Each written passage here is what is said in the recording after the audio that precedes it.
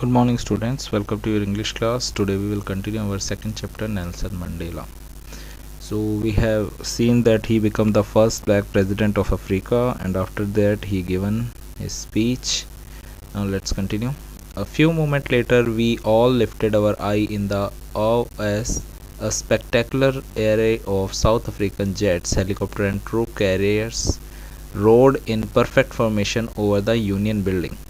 So कुछ ही देर बाद सभी ने अपनी आंखें ऊपर उठा ली, मतलब हैरानी से, जैसे कहते हैं ना वाव वाली फीलिंग से साथ ऊपर आसमान में उठाई, क्योंकि साउथ अफ्रीकन जेट, हेलीकॉप्टर और ट्रूप कैरियर मतलब जो सैनिक ले जाते हैं वो वाली प्लेन बड़े से, वो एकदम परफेक्ट फॉर्मेशन में यूनियन बिल्डिंग के ऊपर जहाँ पे वो इवेंट हो रहा था उसके ऊपर से उड़ रहे थे. आपने देखा होगा 26 जनवरी एंड 15 अगस्त को जैसे हमारे राजपथ पे होता है, प्लेन एकदम फॉर्मेशन में उड़ते हैं, वैसा ही वहाँ पे भी चल रहा था. It was not only a display of pin point precision and military force but a demonstration of the military's loyalty to democracy to a new government that had been freely and fairly elected.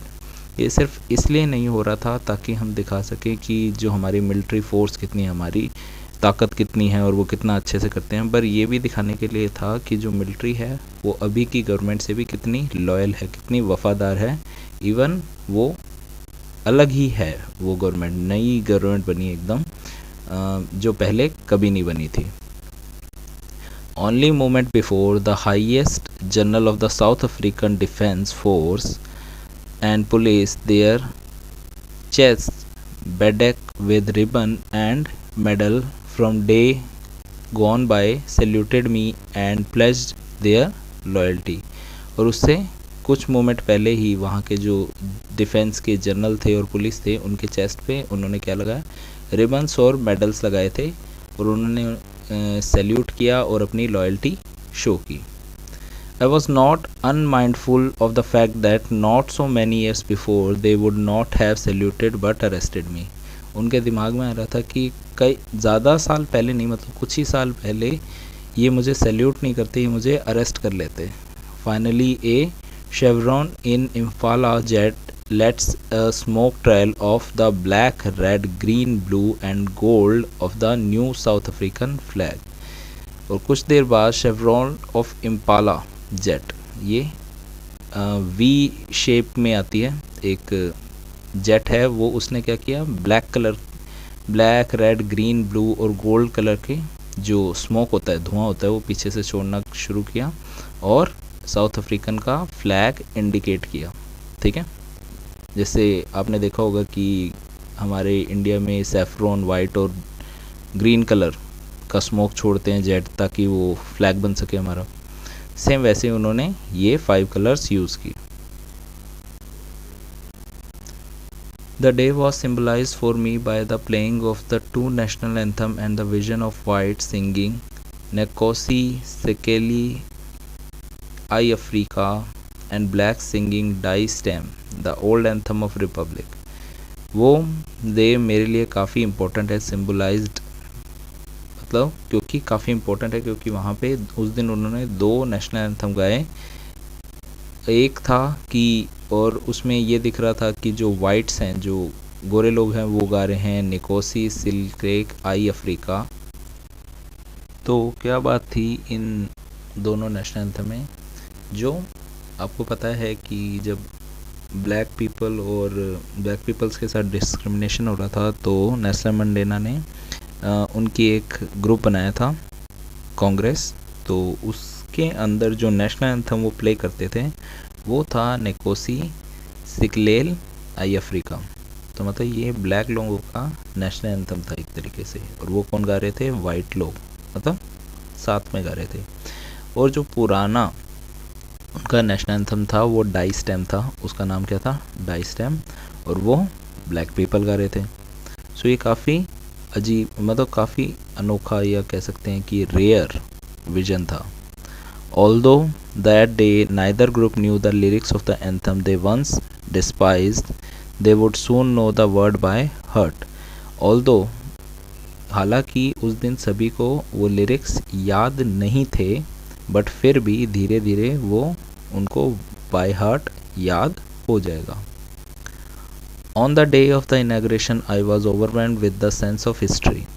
In the first decade of 20th century, a few years after a bitter Anglo-Boer war and before my own birth, the white-skinned people of South Africa patched up their differences and erected a system of racial domination against the dark-skinned people of their own land.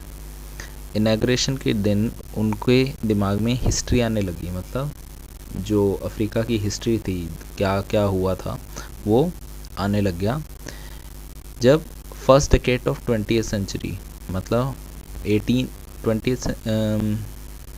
20th century मतलब 1900 से 1910 तक Anglo bore war के बाद जो south African के जो white skin people थे, उन्होंने अपने ही देश के जो ब्लैक पीपल थे उनके ऊपर डोमिनेशन, राज करना शुरू कर दिया था. The structure they created form the basis of one of the harshest most inhuman society and world has ever known. जो उन्होंने स्ट्रक्चर बनाए, जो रूल रेगुलेशन बनाए थे, वो सबसे ज़्यादा हार्श, मतलब सबसे ज़्यादा क्रूअल और इनह्यूमन, मतलब इंसानियत तो दिखाई नहीं दे रही थी, ऐसी सोसाइटी थी पूरे वर्ल्ड में. Now in the last decade of 20th century and my own 8th decade as a man, that system had been overturned forever and replaced by one that recognized the rights and freedom of all people regardless of the color of their skin. कहता है उसी century में, आखिरी century में जब मैं president बन चुका हूँ, हम वैसा सिस्टम शो करेंगे जहाँ पे हर किसी को बराबर अहमियत दी जाती है और किसी भी कलर स्किन की वजह से कोई डिस्क्रिमिनेशन नहीं होता.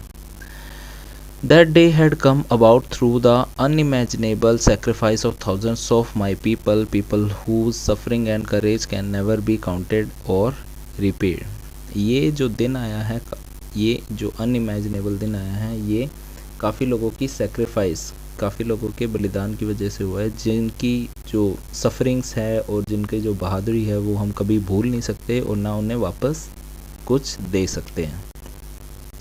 I felt that day, as I have on so many others day, that I was simply the sum of all those African patriots who had gone before me. उन्हें ऐसा लग रहा था कि जो पूरे पैट्रियोट, जितने भी देशभक्त थे जिन्होंने पहले उनके लिए लड़ाई की थी, उन सभी का एक सिंबल की तरह उन्हें फील हो रहा था कि उन सभी को आज मुझे रिप्रेजेंट करना है. That long and noble line ended and now began again with me. वो लाइन अब ख़त्म हो चुकी है और अब मुझे शुरुआत करनी है, कि मतलब अब वो प्रेसिडेंट बन गए, पहले की तरह डिस्क्रिमिनेशन ख़त्म हो गया और अब आगे की चीज़ें उन्हें ही संभालनी है. I was pained that I was not able to thank them and that they were not able to see what their sacrifice had brought. वो काफ़ी दुखी थे क्योंकि वो थैंक नहीं कर पाए जिन लोगों ने उनकी हेल्प की इतनी, और वो कुछ कर नहीं पा रहे थे कि मतलब जो इन लोगों ने इतना सेक्रीफाइस किया देश को आज़ाद कराने के लिए, वो ये सब देख नहीं पा रहे थे कि उनकी सेक्रीफाइस की वजह से कितना कुछ बदल गया है. The policy of apartheid created a deep and lasting bond in my country and my people. तो हमें पता है जो सिस्टम था जिसके अंदर डिस्क्रिमिनेशन था, उसे क्या कहते हैं, अपार्थाइड. तो जो अपार्थाइड पॉलिसी थी उसकी वजह से उनके देश को काफ़ी नुकसान हुआ, काफ़ी घाव पहुँचे. All of us will spend many years if not generation recovering from the profound hurt. और हमें काफ़ी साल लग जाएंगे उस जो चोट को या वो जो प्रॉब्लम हुई थी उसे निकलने में. But the decades of operation and brutality had another unintended effect, that was that it produced the Oliver Thambos and Walter Sisulu and Chief Luthulis, the Yusuf Dadus, the Bram Fisher and the Robert Sobukwe's of our time, men of such extraordinary courage, wisdom, generosity that their like may never be known again. तो उन्होंने कहा कि पर उस system की वजह से एक चीज़ हुई कि काफ़ी महान लोग, you can see their faces and name, काफ़ी महान लोग के बारे में हमें पता लगा, क्योंकि उस डिस्क्रिमिनेशन, उस पॉलिसी से लड़ने के लिए ये लोग बाहर आए और इनकी महानता के बारे में पता लगा। Perhaps it requires such depth of operation to create such height of character. My country is rich in the mineral and gems that lies beneath its soil, but I have always known that its greatest wealth is its people, finer and truer than the purest diamond. तो वो कह रहा था कि मेरी जो country है उसके अंदर काफ़ी मिनरल्स और जेम्स हैं ज़मीन के नीचे। मतलब आपको पता होगा कि काफ़ी सामान होता है, सोना, चांदी और काफ़ी मिनरल्स होते हैं, वो अफ्रीका में ही मिलते हैं। तो वो कहता है कि मेरी कंट्री में अफ्रीका में काफ़ी सारे मिनरल्स और चीज़ें ज़मीन के नीचे मिलती है, बट मुझे पता है कि मेरे जो देश की सबसे बड़ी जो वेल्थ है, सबसे बड़ी जो संपत्ति है, वो हमारे लोग ही हैं। वही हमारे सबसे फाइनर, मतलब सबसे अच्छे और प्योर डायमंड है, हमारे हीरे हैं वो। ठीक है। So I hope you have understood this much. We will continue the chapter in the next video. That's all for today. Thank you and have a nice day.